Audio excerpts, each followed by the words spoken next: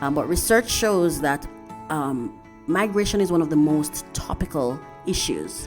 People are always talking about it. However, it also shows that most of the persons who are talking about migration are not speaking from an evidence-based perspective. So they're not using the evidence, the data. So it's uninformed chatter, really. And so the real facts are not being shared. So we do that every morning here. We talk about migration matters and facts and trends and, what's happening. So we give you bite sizes every day. Right, every morning right here on the UMERADIO Morning Show. So today we're talking about demographic, educational, and linguistics characteristics. And this is under the headline, Frequently Requested Statistics on Immigrants and Immigration in the United States. Very important. Frequently requested statistics on immigrants and immigration in the United States. This story was spotlighted on March 14, 2019. And our source is migrationpolicy.org.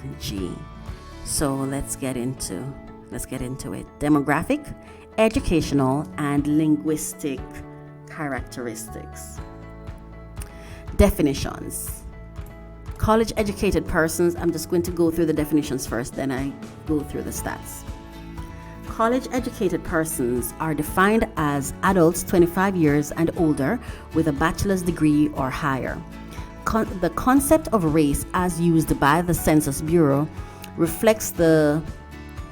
Let me zoom in a little here. Okay. The concept of race as used by the Census Bureau reflects the race or races with which individuals most closely self-identify. Race categories include both racial and national origin groups. Hispanic and Latino are ethnic, not racial categories. Okay. They include individuals who classified themselves in one of the specific Spanish, Hispanic, or Latino categories listed on the Census 2000 questionnaire. I find that very interesting. Hispanic and Latino are ethnic, not racial categories. It's interesting. Persons who indicated that they are other Spanish, Hispanic, Latino include those whose origins are from Spain, the Spanish-speaking countries of Central or South America, the Dominican Republic, or people who self-identify more generally as Spanish, Spanish American, Hispanic, Hispano, Latino, and so on. So those were the definitions. What is the median age for immigrants? That's our first question. That's frequently asked. Overall, the immigrant population in 2017 was older than the US-born population with a median age of 44.8 years as compared to 36.2 years for the native-born. The latter are younger largely because most children of immigrants are born in the United States and a significant share are under age 18. In 2017, fewer than 1% of immigrants were under age 5, compared to 7% for the native-born. Approximately 5% were ages 5 to 17 versus 18%. 79% were ages 18 to 64 compared to 59%.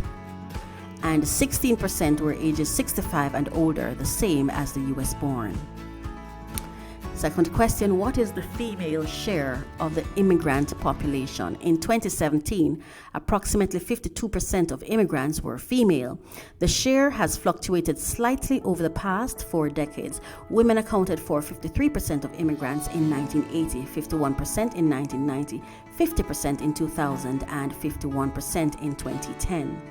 What is the racial makeup of immigrants? 46% of immigrants in 2017 reported their race as single race white, 27% as Asian, 9% as black, and 16% as some other race.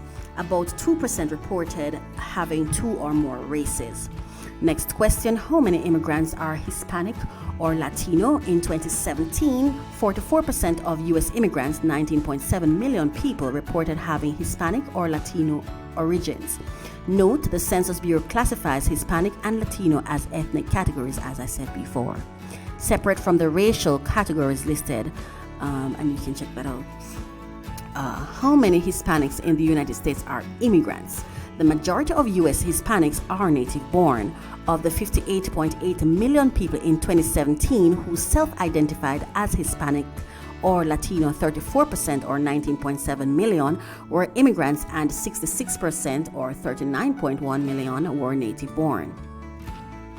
Next question was, which languages are most frequently spoken at home in 2017? Approximately 78%, 239.3 million of the 306 million people ages 5 and older in the United States reported speaking only English at home. The remaining 22%, 66.5 million, reported speaking a language other than English at home. Of the top languages, Spanish was by far the most common, 62%, followed by Chinese, 5%, including Mandarin and Cantonese, Tagalog, almost 3%, and Vietnamese, Arabic, French, including Cajun, and Korean, about 2% each. The remaining languages in the top 15 each accounted for approximately 1%: Russian, German, Haitian Creole, Hindi, Portuguese, Italian, Polish, and Urdu. And the next question is, what percentage of immigrants are limited English proficient? In 2017, approximately 48%, 21.2 million, or 42.2 million immigrants ages 5 and older were limited English proficient, LEP. Immigrants account for 82% of all LEP individuals over age 5, while native-born individuals account for 18%.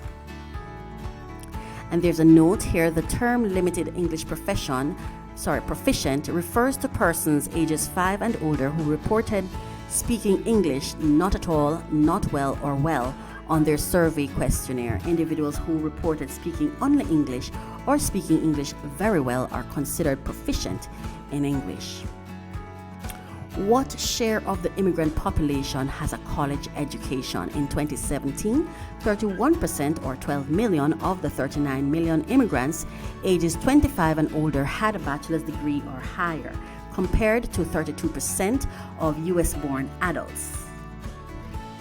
Notably, the share of college-educated immigrants was much higher, 47% among those who entered the country in the previous 5 years between 2012 and 2015.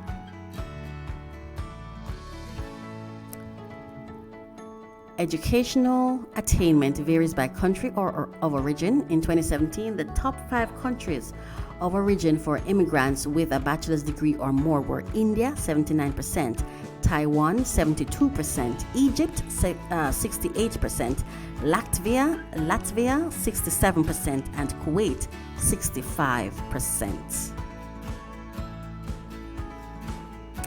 And that brings us to the end of our migration trends for today.